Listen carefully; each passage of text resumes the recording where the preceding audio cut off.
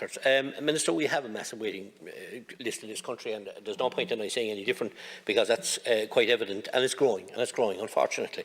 With cataracts, people waiting 4 to 5 years, 25-minute procedure can't happen. They're going to go blind if some solution isn't found. Hips and knees, 2 to 3 years. Orthodontic treatment for children, waiting list going back to 2017, and the list goes on and on. I could be here for the next 2 hours explaining the crisis that we have. It's not just people are waiting 5 or 6 months, they're waiting a huge lengthy period of time.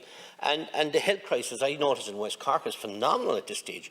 We've had a massive crisis, Minister, and you've been flung very quiet on the whole issue during the summer. Bantry General Hospital, admissions, A&E, closed for 16 days due to a staffing crisis. South Dock, after our service in Castle Dunbar, has collapsed due to a staffing crisis. And even though this isn't maybe your issue, it's Minister Rabbitte, and I sent her an email this evening, Co-Action now are closing their residential house. This is flies in the face of all this independent living for people with intellectual disabilities. Co-Action Castle Dunbar have announced due to staffing they're going to close their residential house, which is outrageous. It's an attack on the most vulnerable in society. One solution we have, Minister, and it's a slight solution, it's not the greatest solution in the world, but is the Northern Ireland Healthcare Scheme.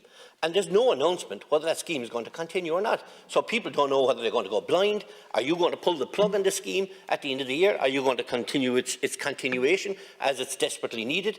Thousands of people have gone abroad to use the healthcare initiative, the old cross-border directive, European cross-border directive. And I ask you, Minister, to make an announcement here this evening. Is that scheme going to continue? It's a scheme that have benefited thousands of people in West Cork for their cataract surgery. Deputy Denny Healy-Ray, Councillor Ben Dalton O'Sullivan, Danny Collins and myself have worked very, very hard to make sure that people get across to Northern Ireland to get their hips, get their knees if they're in that desperate situation.